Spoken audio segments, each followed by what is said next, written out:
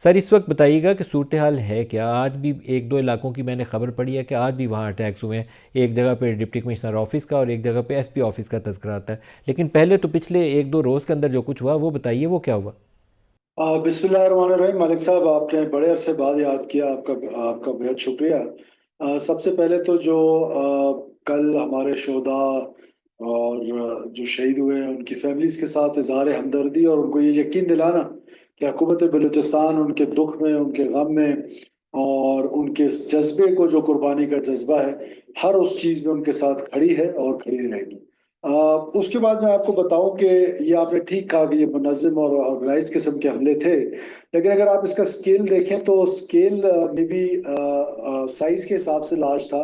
लेकिन अगर लिथैलिटी देखें और कंपैरिजन करें पिछले हमलों में, जो पिछले 26 अगस्त को पिछले से पिछले साल हुए थे, जिसको एक सो कॉल्ड हैरफ का नाम दिया गया था, तो इस दफा क्योंकि इंटेलिजेंस शेयरिंग जो थी वो हमें पहले से थी, उसकी वजह से जो लिथैलिटी है वो बड़ी कम है। सिक्योरिटी फोर्सेस का जो नुकसान है वो बहुत कम हुआ है। सिविलियंस का नुकसान है वो बहुत कम हुआ है जिस लेवल के अटैक्स थे।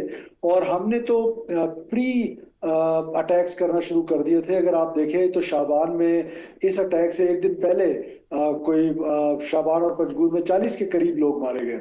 अगर वो लोग ना मारे जाते तो मुमकिन है कि ये पंजगूर में भी हमलावर होते और क्वेटा का जो नॉर्थ ईस्ट है उस साइड पे भी हमलावर होने के बड़े चांसेस थे। वो एक अच्छी इंटेलिजेंस शेयरिंग हुई जिसकी वजह से मेरा ख्याल है उनको बड़ा डेंट लगा।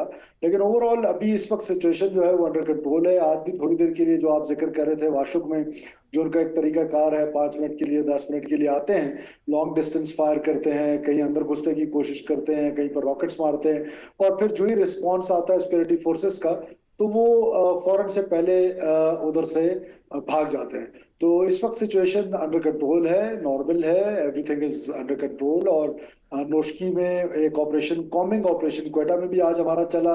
हमारा जो चेज ऑपरेशन है वो भी कल से चल रहा है, बिकॉज हमने ये फैसला किया हुआ है कि इन दहशतगर्दों का पीछा करेंगे और इनको छोड़ेंगे नहीं। ये मासूम खून जो बहाया है, ये मासूम खून के एक एक कतरे का हिसाब लिया जाएगा।